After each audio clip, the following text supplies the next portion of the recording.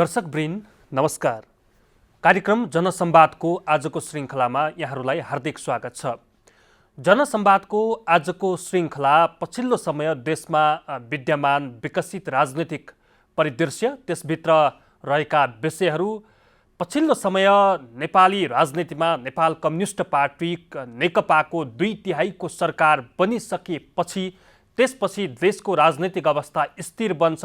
जनताले सुशासन चाहेका थिए, जनताहरू सुरक्षित हुन्छन्। स्थिर सरकार बनेपछि विकास निर्माणका कार्यहरू अगाडि बढ्छन्, जनताले सुख पाउँछन्।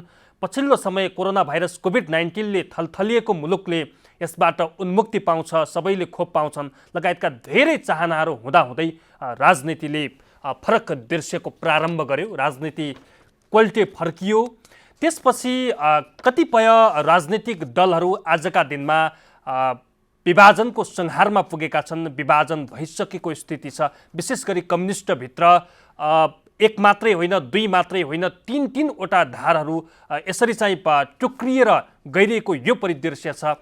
यसभन्दा अगाडि पनि नेकपा रहँदाखेरि जतिखेर तत्कालीन नेकपा माओवादी केन्द्र र नेकपा एमाले बीच भएको जुन एकता थियो, त्यो एकता पनि तुइएको आजको दिनमा चाहिँ अबको नेपालको राजनीति, कम्युनिस्टहरूको भविष्य, त्यसभित्र पनि नेकपा माओवादी केन्द्रको आगामी राजनीतिक घटनाक्रम र परिदृश्यका विषयमा चाहिँ आज हामी विशेष गरी चर्चा अनि परिचर्चा गर्ने जमर्को गरिरहेका छौँ। र त्यसका लागि मैले आज स्टुडियोमा निम्ति आएको छु पूर्व संविधान सभा सदस्य, नेकपा माओवादी केन्द्रका केन्द्रीय सदस्य, भ्रष्टाचार विरोधी र सुशासनका निम्ति चाहिँ आफ्ना पाइला अगाडि बढाइरहनु भएका एकजना नेता रामकुमार शर्मा आज हाम्रा अतिथि हुनुहुन्छ। शर्माजी, यहाँलाई स्वागत छ।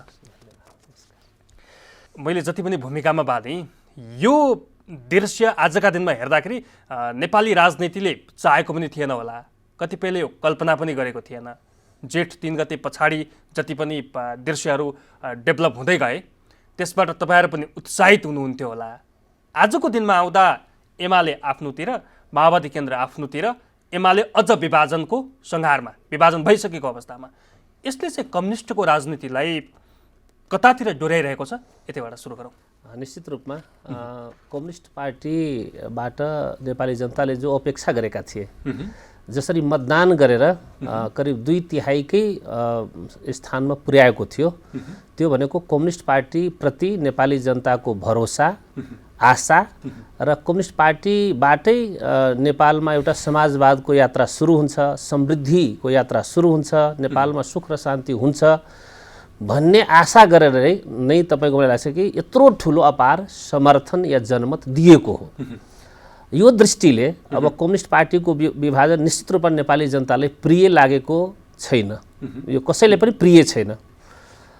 तर यो दुर्भाग्य नचाहँदा नचाहँदै बेहोर्नु पर्ने स्थिति आएको छ।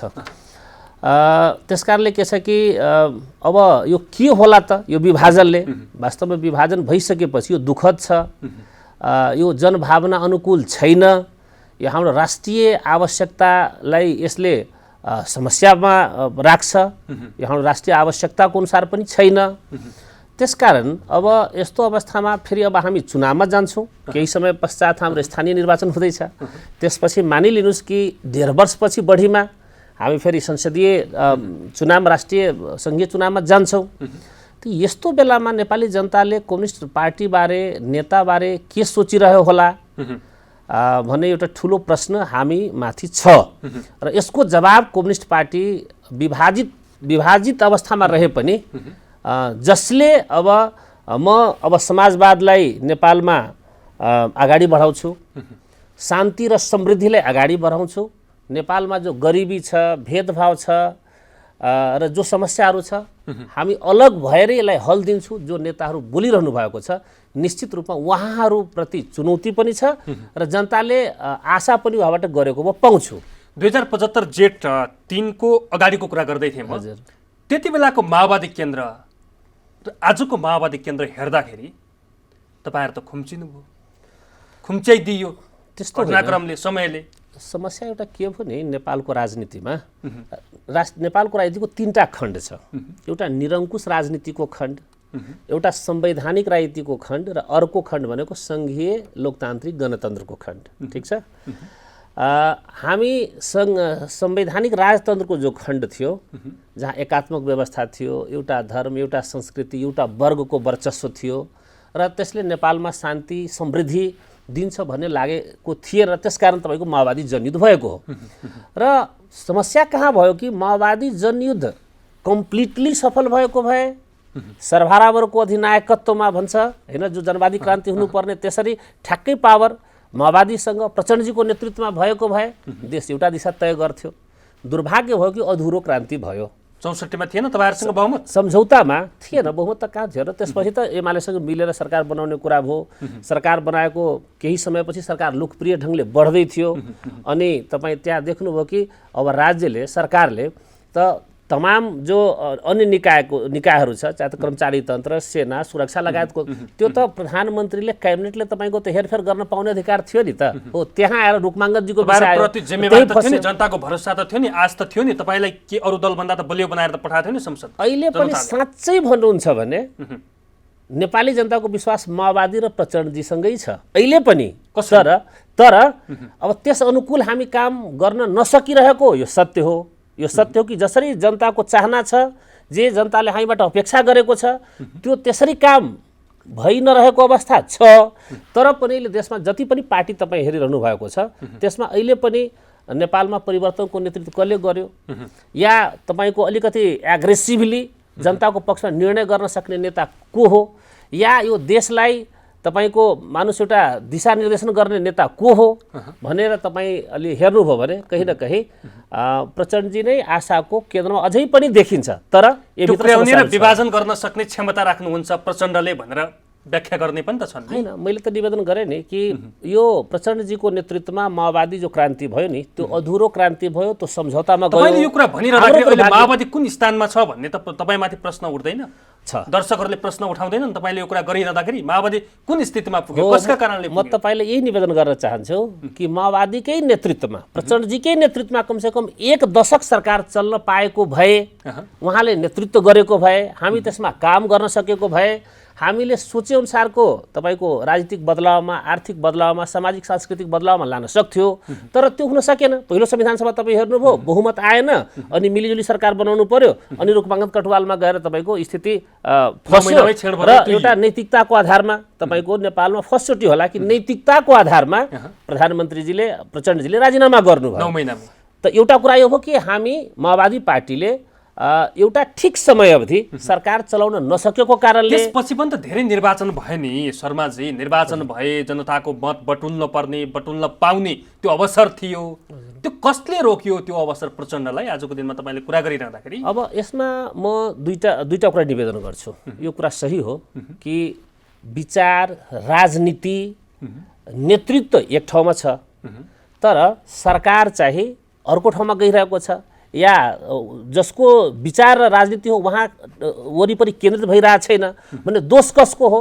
म के मान्छु कि जनयुद्धको समयमा माओवादी पार्टीले जे राजनीति र जे मुद्दा उठाएको थियो, संविधान बनाउँदाखेरि त सम्झौता गर्नु पर्यो अनि जुन विषय हामीले छोड्नु पर्यो, माओवादीले छोड्नु पर्यो, कमरेड प्रचण्डले छोड्नु पर्यो, हो त्यो विषयको ओनरसिप लिएर जसरी बढ्नु पर्थ्यो, म एउटा समस्या त्यो देख्छु। जनताको क्वेसन हामीमाथि त्यो छ, माओवादीमाथि त्यो छ। ल ठिक छ, अधुरो संविधान बन्यो, अधिकार चाहिँ पूर्ण रूपमा आएन भनेपछि त्यसकारण के हो कि संहिता अधुरो भयो। अहिले तपाईँ प्रदेश हेर्नुहुन्छ, अधिकार सम्पन्न प्रदेश छैन भनेपछि माओवादीले त पहिचान सहितको प्रदेशको कुरा गरेको हो नि। निर्णायक ठाउँमा त प्रचण्ड पनि त हो नि आजका दिन। एक म त्यही निवेदन गर्दैछु, एक कि जो हाम्रो अधुरो विषय थियो जसलाई हामी संविधानमा आलोचनात्मक समर्थन भरेर गयौँ, त्यो भनेको प्रादेशिक पहिचान सहितको अधिकार सम्पन्न प्रदेशको कुरा थियो। त्यसलाई हामी ओनरसिप लिन सकेनौँ, त्यसलाई हामी मुद्दा बनाउन सकेनौँ। अहिले जो तपाईँ हेरिरहनु भएको छ सरकारको अस्थिरता, जो हाम्रो मिश्रित निर्वाचन प्रणाली छ, हो हाम्रो त मिश्रित निर्वाचन प्रणाली थिएन। हाम्रो के थियो? प्रत्यक्ष कार्यकारी राष्ट्रपति र त्यसपछि समानुपातिक समावेशी संसद। त्यो हुने हो भने त्यो स्थिर सरकार हुन्छ, वैदेशिक हस्तक्षेप पनि हुँदैन। अहिले तपाईँ भ्रष्टाचार हेर्नुहुन्छ, नेपाली जनता सबभन्दा बढी आक्रोशित बनेको या सरकार प्रति विश्वास घटेको त्यो भनेको भ्रष्टाचारको विषय हो। त्यो भनेको अब स्थिर सरकार नभएको कारणले तपाईको यो एउटा अवस्था बनेको छ भनेपछि त्यो एजेन्डामा जसरी माओवादी प्रतिबद्ध हुनु पर्थ्यो, जसरी त्यसको लागि अभियान चलाउनु पर्थ्यो, एउटा आन्दोलन गर्नु पर्थ्यो र एउटा फेरि राजनीतिक माहौल बनाएर एउटा प्रत्यक्ष कार्यकारी राष्ट्रपति र तपाईँको पूर्ण समानुपातिक समावेशी त्यो ठाउँमा लानु पर्थ्यो। त्यस्तै समाजवादका विभिन्न चरणहरू एकैचोटि समाजवाद त आउँदैन। 1 खण्ड होला, 2 खण्ड होला, 3 खण्ड होला, अल्पकालीन होला, दीर्घकालीन। त्यसरी जो संविधानमा मौलिक अधिकारको रूपमा जो व्यवस्था भएको मुद्दाहरू हो, जस्तो शिक्षाको विषय, स्वास्थ्यको विषय, खाद्य सुरक्षाको विषय, सार्वजनिक सेवाको विषय, रोजगारीको विषय, यी विषयहरूमा माओवादी पार्टी जसरी एग्रेसिभली नेतृत्व गर्नु पर्थ्यो, किनकि हाम्रो एजेन्डा हो भनेपछि यो एजेन्डामा पनि कहीँ न कहीँ अलि माओवादी चुकेको हो कि जनताको त्यो प्रश्न म पाउँछु। त्यसपछि जस्तो माओवादी जनयुद्ध तपाईँ हेर्नुहुन्थ्यो कि भ्रष्टाचारको विरुद्धमा माओवादी हुन्थ्यो हैन, गाउँ गाउँमा जो तपाईँको सामाजिक विकृति विसङ्गतिहरू त्यहाँ माओवादी पुग्थ्यो। अहिले कहीँ न कहीँ जनताले त्यो अपेक्षा हामीबाट गरेको, माओवादी पार्टीबाट गरेको, तर यो संसदीय राजनीतिको यो चक्रमा आइसकेपछि हामी पनि कहाँ केन्द्रित भयौँ, सरकार बनाउने र खसाल्ने हैन। र यो त्यसमा आइसकेपछि जो हाम्रो जनयुद्धबाट, हाम्रो रगतबाट जो स्थापित एजेन्डाहरू थियो, जसलाई हामी संविधान सभाबाट सम्बोधन गराउन सकेनौँ र हामी आलोचनात्मक विषय मुद्दाको रूपमा राखेका थियौँ र हामी आगामी दिनमा लान्छौँ, जो कुरा थियो कहीँ न कहीँ त्यहाँ चुक भएको छ, त्यहाँ कमजोरी भएको छ। जङ्गलमा फस्यो माओवादी पनि भन्न खोज्नुभयो? निश्चित रूपमा माओवादी कमजोरी कहाँ भयो भन्दाखेरि माओवादीले सम्झौता गरेर बनाएको संविधान जो थियो, जसले अहिले समस्याहरू सिर्जना गरिरहेको छ, त्यसमा सबै पार्टी फसेको छ, माओवादी पनि फसिरहेको छ। त त्यसलाई कम्प्लिट गर्ने जो माओवादीको एजेन्डाहरू थियो, त्यसलाई कहीँ न कहीँ नेतृत्व गर्ने प्रश्नमा अगाडि बढ्नुपर्ने, त्यो ठाउँबाट छोडेर के भयो कि यही सरकार बनाउने गिराउने यस चक्करमा तपाईँको परेकोले अरू पार्टी जस्तो माओवादी पनि त्यो फोहोरमा अलिकति लाग्यो कि, अलि फोहोर भयो कि, अनि सबैलाई हेर्ने नजर के भयो कि एउटै चस्माले बाँकी पार्टी र माओवादीले पनि जनता हेर्ने ठाउँमा पुग्यो, तर हामी यसलाई तोड्छौँ। माओवादी कमजोर बन्नुको कारण माओवादीमा भएका शीर्षस्थ नेताहरूले पार्टीलाई छोडेर अर्को पार्टीमा समाहित हुनुको कारण कहीँ कतै नेतृत्वको कार्यशैली, नेतृत्वको प्रणाली, कतिपयले त भन्छन् टिके अध्यक्ष, यी कुराहरूले पनि त माओवादी कमजोर बन्दै गएको हो कि भन्ने कुराहरू आइरहँदाखेरि, विषयहरू आइरहँदाखेरि के छ तपाईँको? टुटफुट विभाजनले जनताको मनोविज्ञानमा एउटा असर त पार्छ, तर दोस्रो कुरा के हामी बुझ्नुपर्छ कि कमरेड प्रचण्डबाट, माओवादीबाट विभाजित भएर जानुभएको जो नेतृत्वहरू छ, के उहाँप्रति आकर्षण छ, के उहाँले जनताले विश्वास गरेको छ, कि उहाँले पार्टी बनाउन सक्नुभयो त भनेपछि उहाँले पनि पार्टी बनाउन सक्नु भएन, चाहे त्यो वैद्यजीको होस्, चाहे विप्लवजीको होस्, चाहे बाबुर कमरेडको होस्, उहाँहरू जति जानुभयो एउटा ठुलो पङ्क्ति जो जनयुद्धमा जसको विश्वासमा जनताले बलिदान गरेका थिए, उहाँहरू सैकौँको सङ्ख्यामा नेताहरू हैन, राष्ट्रिय नेताहरू पार्टी छोड्दा निश्चित रूपमा मनोवैज्ञानिक असर पर्यो। तर विभाजनले के तथ्य स्थापित गर्न सकेको छैन कि उहाँहरू विभाजनको जुन मुद्दा लिएर जानुभयो त्यो त जनताले पत्याइदिएन, उहाँहरूको पार्टी एस्टाब्लिस हुन सकेन भनेपछि अझै पनि विश्वास चाहिँ प्रचण्डमाथि नै छ, माओवादी माथि नै छ। र मलाई लाग्छ कि एउटा यो सिक्दै अनि तपाईँको त्यसपछि बढ्दै जाने पनि हुनसक्छ। अहिले आएर हामी कहाँ छौँ, जस्तो अहिले भर्खर हाम्रो केन्द्रीय समितिको बैठक भएको छ, त्यो बैठकले महत्त्वपूर्ण निर्णयहरू गरेको छ। अब त्यसले चाहिँ अब कम्युनिस्टहरूको क्रान्तिकारी कम्युनिस्ट धारभित्रको ध्रुवीकरण गर्ने कुरा, चाहे त्यो पूर्व माओवादीहरूलाई जोड्ने कुरा होस्, वा अहिले नै एमाले अब विभाजन भएर कमरेड माधव नेपालजीको नेतृत्वमा जसरी एउटा पार्टी बनेको छ, उहाँहरूसँग सहकार र एकताको कुरा आउन सक्छ। त्यसकारण आगामी कम्युनिस्ट पार्टीको नेतृत्व कसले गर्छ, कता कम्युनिस्ट आन्दोलन र कम्युनिस्ट पार्टी ध्रुवीकरण हुन्छ भन्दाखेरि फेरि हेर्नु होला, कमरेड प्रचण्डकै वरिपरि हुन्छ, समाजवादी विचारकै वरिपरि हुन्छ र तपाईँको मूल रूपमा जस्तो हामीले कम्युनिस्टको ध्रुवीकरणको विषयमा कुरा गरिरहँदा नि शर्माजी, ध्रुवीकरण कतिको सम्भव छ आजका दिनमा, कतिको चाहिँ कम्युनिस्टको एकता बलियो बन्न सक्छ, कसरी एकता बलियो बन्न सक्ला? हिजोका नजिरहरू हेर्दाखेरि कम्युनिस्टहरू एक भएर, एकडिक्का भएर जनताको बहुमत बटुलेको 70 वर्षपछिको एउटा यो विरासत थियो। त्यो विरासत 3 वर्ष 3.5 वर्ष नपुग्दै तुइएर गयो। अझै पनि कम्युनिस्टहरू एक हुने, कम्युनिस्ट धार बलियो बन्ने भन्ने यो आशा कायम छ तपाईँहरूमा? हैन, त यो कुरा ठिक हो कि माओवादी पार्टीमाथि वा विभाजित रहेका अन्य कम्युनिस्ट पार्टीहरूमाथि जनताले अब किन विश्वास गर्ने, किनकि जनताको विश्वास त घात भएको छ, जनताको विश्वास अनुसार त चल्न सकेको छैन।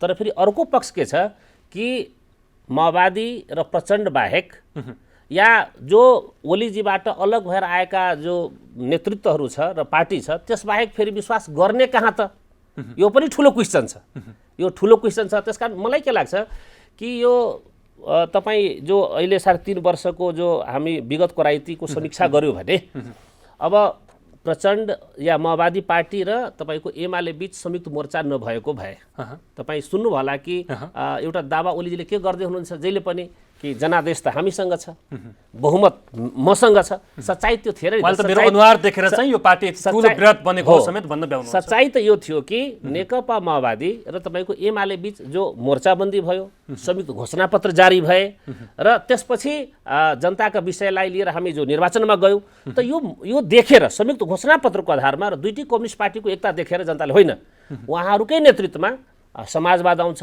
आर्थिक विकास र समृद्धि होला या सुशासन आउला या देशमा जो भ्रष्टाचार छ त्यो चाहिँ समाप्त होला भनेर तपाईको विश्वास गरेर दिएको हो। तर यसलाई कहिले पनि ओलीले स्वीकार गर्नु भएन।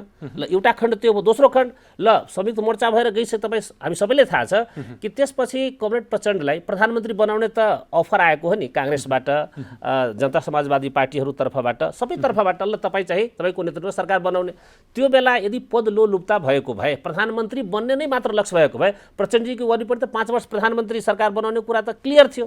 तर प्रचण्डजीले इमान राख्नु, उहाँले के भन्नुभयो, हामी संयुक्त घोषणापत्रको आधारमा चुनावमा गएका छौँ, त्यसकै आधारमा जनताले हामीलाई अनुमोदन गरेको छ भनेपछि प्रधानमन्त्रीको लोभमा होइन कि अहिले कम्युनिस्ट पार्टीलाई अब एकता गरेर जाँदा नै जनताको विश्वासलाई सम्मान हुन्छ र यसरी नै देशमा एउटा परिवर्तन गर्न सकिन्छ मूल रूपमा। त्यो बेला हाम्रो पनि धेरै कुरा भएको, यो पार्टी एकता गर्ने कि मोर्चा बस्ने।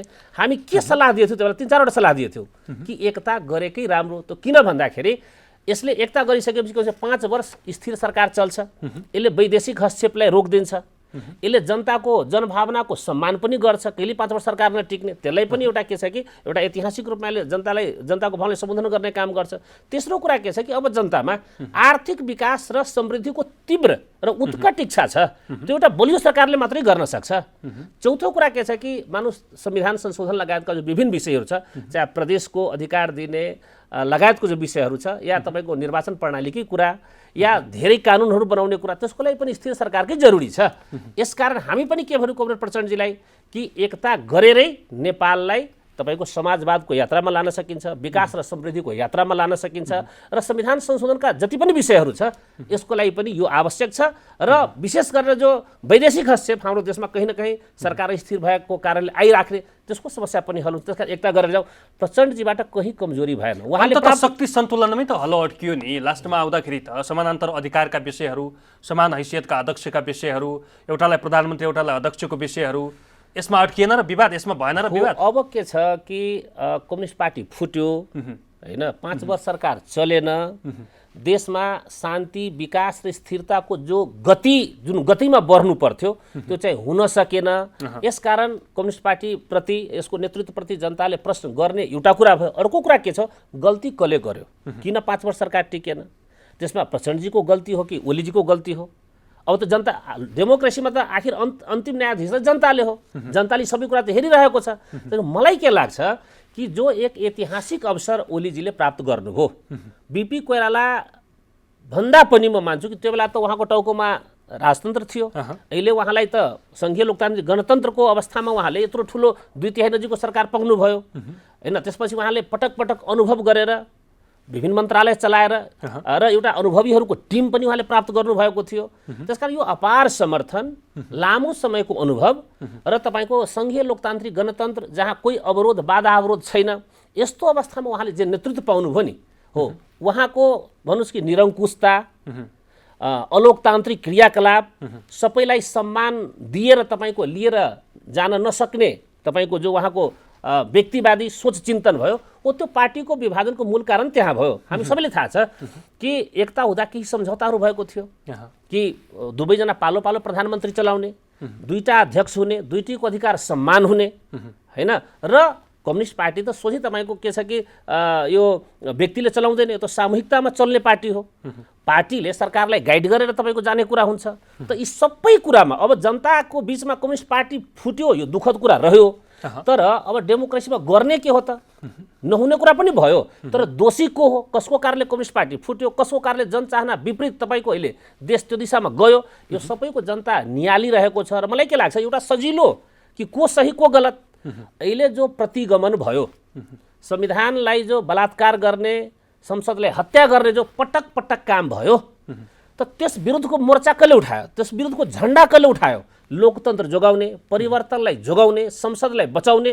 मलाई लाग्छ कि अहिले स्पष्ट छ नेपाली जनताको बिचमा, सबै पार्टीहरूको बिचमा, अन्तर्राष्ट्रिय कम्युनिटीको बिचमा कि प्रचण्डजी नै प्रमुख रूपमा यो प्रतिगमनको झन्डा उठाउनु भयो, ओलीजीको निरङ्कुशताको विरुद्ध लड्नु भयो र त्यो लडाइँमा लाखौँ लाख जनताले काठमाडौँसम्म आएर तपाईँको एउटा शक्ति प्रदर्शन पनि भए र त्यसको आधारमा मात्रै बाध्य भएर तपाईँको उहाँ पछाडि हट्नुभयो र अदालतले, सम्मानित सर्वोच्च अदालतले पनि यो जनभावनाको कदर गर्यो र अहिले तपाईँ आजका दिनमा अदालतले प्रमादेश दिएर प्रधानमन्त्री बनाउन मिल्छ भनेर उहाँहरूले विरोध पनि गर्नुभयो। त्यसमा चाहिँ यो जन अदालतबाट चाहिँ बनेको सरकार हो कि वा चाहिँ जस्तो यसमा माओवादीको पनि समर्थन छ, एमाले भित्रको एउटा अर्को किताको पनि समर्थन छ, यो सरकारलाई यो जनताको सरकार हो, जनताको विश्वासको सरकार हो भनेर दावा गर्न सक्ने दिन्छ आजका दिनमा? ओलीजीले यो एकदम गलत बकवास गर्नुभएको छ, गलत लजिक गर्नुभएको छ कि यो परमादेशको सरकार हो। परमादेशको सरकार कसरी? उहाँको त 2/3 नजिकको सरकार थियो, उहाँ त्यो गुमाउनु भयो, बहुमतमा आउनुभयो, बहुमतको सरकार गुमाउनु भयो, अल्पमतको सरकार गुमाउनु भयो। परमादेशको सरकार होइन, तमाम कुरा परमादेश दिइसकेपछि बन्या सरकार होइन। नेपालको इतिहासमा र संसारकै इतिहासमा तपाईको ओलीजीले जसरी निरङ्कुशतापूर्वक प्रतिगमनकारी कदम चाल्नुभयो, संसदको हत्या र बलात्कार गर्नुभयो, पटक पटक गर्नुभयो, त्यसको विरुद्धमा यो फर्स्ट चोटि होला मलाई संसारकै हिस्ट्रीमा एउटा विश्वको पहिलो पटक घटना होला जहाँ बहुमत सांसदहरू अदालतमा गएर निवेदन दिए कि यसलाई सच्याइयोस् र हामी बहुमत सांसद जो हाम्रो संविधानले व्यवस्था गरेको छ, हाम्रो संविधानले विगतमा जो सरकार पटक पटक खस्ने, सरकार अस्थिर हुने, वैदेशिक हस्तक्षेप हुने, 5 वर्ष नचल्ने जो तपाईँको अनुभव हामीसँग थियो, संविधान सभामा यसमा ठुलो डिबेट भएको हो र त्यसै कारण 76 संविधानको धारा 76 मा जो 5वटा व्यवस्था गरियो त्यो चाहिँ हाम्रो विगतको तमाम अनुभव, तमाम पीडा, तमाम दुःख र वैदेशिक हस्तक्षेपहरू यो सबलाई ध्यान दिएर तपाईँको 5वटा व्यवस्था गरियो र त्यसको मूल तपाईँको मर्म के हो भनेपछि जबसम्म संसदबाट सरकार बन्ने अवस्था रहन्छ तबसम्म तपाईँको संसदको हत्या गर्न पाइँदैन। यसले के हुन्छ कि कमसेकम आर्थिक रूपमा हामी क्षति रोक्न सक्छौँ, 5 वर्षको लागि सरकार टिक्ने भयो, वैदेशिक हस्तक्षेप पनि हुने भएन, पछि ढुक्कसँग पार्टी जुनसुकै भए पनि के छ कि देश त सजिलोसँग चल्ने हो नि त, भनेपछि यसलाई अवरोध गर्ने कसले, संविधानको हत्या गर्ने कसले, पार्टीभित्र निरङ्कुशता लाद्ने कसले, पार्टीभित्र सामूहिकताको विरुद्धमा जानेको भन्दाखेरि सोझै केपी ओलीजी जानुभयो र उहाँले सबै इतिहासका पाएका तमाम जो अवसर थियो त्यो सबले गुमाउनु भयो। त्यसकारण के भयो कि यो संसदबाट, संसदको बहुमतबाट 164-65 जना सांसदले बहुमतबाट संसदमा बनाएको सरकार होइन र उहाँ पनि त्यही सांसदले बनाएको सरकार। यो त उहाँको जो लजिक छ नि, उहाँ जो जनादेश र परमादेशको कुरा के उहाँ तयार हुनुहुन्छ तपाईँको जनादेशको लागि? ल म यहाँ तपाईँको यहाँ लोकप्रिय टेलिभिजनबाट भन्दैछु, केपी ओलीजी के तयार हुनुहुन्छ त्यो जनादेशको आधारमा सरकार बनाउने कुरामा जानको लागि? त्यो के हो भने त्यसले माओवादी तयार छ, तयार हुनुहुन्छ, त्यसले माओवादी एमाले पनि तयार छ हो भने जनादेशमा जानका यदि हो भने अहिलेको मिश्रित निर्वाचन प्रणाली बदल्नु पर्छ। यो त इन्डाइरेक्ट हो, त संसदले सरकार बनाउने कुरा हो। उहाँ पनि संसदबाट बन्नुभयो र अहिले पनि शेरबहादुरजी प्रधानमन्त्री बन्नुभयो, त्यो पनि संसदबाट बन्नुभयो। यो त इन्डाइरेक्ट तरिकाले तपाईँको प्रधानमन्त्री चुन्ने कुरा हो। यदि हामी डाइरेक्ट जनादेशबाट जाने कुरा गर्छौँ भने त्यसको लागि त प्रत्यक्ष निर्वाचित कार्यकारी हुनु पर्यो र पूर्ण समानुपातिक समावेशीमा जानु पर्यो। के उहाँ तयार हो? तपाईँको लोकप्रिय च्यानलबाट म भन्न चाहन्छु, नेकपा माओवादी यसको लागि तयार हो। नेकपा माओवादीको मूल एजेन्डा, धेरै एजेन्डा मध्ये यो देशमा सुशासन कायम गर्न, यो देशमा आर्थिक विकास र समृद्धिलाई तीव्र रूपमा लानको लागि, भ्रष्टाचार जो चुनावमा छ तपाईँ देखिरहनु, एउटा सांसद जित्न करोड 2 करोड 4 करोड 5 करोड खर्च भइरहेको छ, त्यसलाई नियन्त्रण गर्नको लागि तपाईँको र सबभन्दा ठुलो कुरा यो समानुपातिक समावेशी जो संसदको कुरा छ, यो भनेको जो देश हाम्रो जातीय धार्मिक जो विविधताले भरिएको छ यी सबैको तपाईँको नेतृत्व समावेशी प्रकारले आएपछि राष्ट्रिय एकता कायम हुने हो। त्यसकारण यो प्रत्यक्ष कार्यकारी राष्ट्रपति र पूर्ण समानुपातिक समावेशी जो विषय हो यो माओवादीको विषय हो, यो प्रत्यक्ष जनादेशको विषय हो र यसबाट बन्ने सरकार के छ कि 5 वर्ष चल्ने कुरा हो। त्यसकारण जनादेशको कुरा गर्नेले र तपाईँको अराजनीतिक प्रकारले, गैर जिम्मेवार प्रकारले या जनताले भ्रममा पार्नको लागि जो उहाँले जनादेश तपाईँको परमादेशको कुरा गर्नुभएको छ यो पुरा झुटो हो। जनादेशमा आउन पनि यसरी चाहिँ आउन उहाँले निवेदन गर्छु। माओवादीलाई पनि त सरकार त नभएर नहुँदो रहेछ, जुन अहिले गठबन्धनको सरकार बनिरहेछ, माओवादी भित्रबाट पनि सरकारमा जानका निम्ति लोछाचुडी भइरहेछ, लालायत छन् सरकारमा जानका निम्ति माओवादीका सांसदहरू। त्यसै गरी एमालेको एउटा ध्रुव जुन गठबन्धनको सरकारमा समाहित बन्यो त्यो पनि आफ्नो पार्टीभित्रको विवाद टुङ्गिसके पश्चात सरकारमा जाने तयारीमा छ। भनेपछि यो राजनीति भनेको सरकारमै जानका निम्ति एउटा पद प्राप्तिका निम्ति शैल प्राप्तिका निम्ति मात्रै राजनीति गरिदो रहेछ भन्ने यसको दृष्टान्त हो यो पछिल्लो घटनाक्रमले। संसदीय राजनीतिमा के देखिन्छ नि, सांसद बन्न र मन्त्री बन्न, एउटा चुनावबाट अर्को चुनावमा जान, यसलाई नै प्राथमिकता जस्तो मानियो हैन। यो राम्रो होइन यो। तर देखिन्छ के जसरी पनि सांसद बन्ने, टिकट लिनको लागि पनि त्यसरी तछार मछार हुन्छ। सांसद जितिसकेपछि सबै सांसदको चाहना हुन्छ कि मन्त्री बन्न पाऊ, किनकि त्यसको लागि त योग्यता डिजर्भ गर्यो नि त। हरेक सांसदले सांसद भइसकेपछि त मन्त्री बन्ने योग्यता डिजर्भ गर्यो। र तपाईको हाम्रो समाज कस्तो छ, कहीँ न कहीँ पावर ओरिएन्टेड छ। त्यसपछि चुनाव तपाईको हेरिराख्नु भएको छ, कति खर्चिलो महँगो भएको छ। सबैलाई लाग्छ कि त्यहाँ गएर यो आवश्यकता पूर्ति हुन्छ। यो एउटा विकृत मानसिकता। 64 को संविधान सभा सदस्य पनि त्यति बेलाको अवस्था पनि यस्तै थियो या चाहिँ अलिकति केही फरक थियो? अस्पतालको फरक थियो। म तपाईको 64 मा चुनाव लड्दा 5 लाख रुपैयाँमा चुनाव लडेको र म जितेर आएको, प्रत्यक्ष जितेर आएको। अहिले 5 करोड चाहिन्छ। अहिले मैले जितेको निर्वाचन क्षेत्र यसपालि महन्तजी लड्नुभयो, त्यहाँ चर्चा छ 5 करोड भारू खर्च भयो रे। 5 करोड नेपाली भारू खर्च भयो। र त्यो बेला त्यो चुनावमा तपाईँ जहाँ जानुस् त्यो भारू र नेपालीको जो तपाईको यो चेन्ज फेन्ज गर्ने कुरा हुन्छ, त्यो तपाईँ 2000 भारूको नोट चलेको थियो, 2000 भारूमा 2000 नेपाली पाउने, यति तपाईको भारू पैसा आयो थियो। कहाँबाट आयो?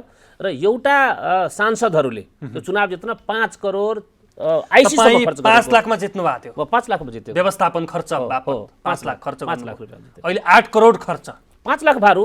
त्यो 5 करोड प्रत्यक्ष त्यसमा थिए।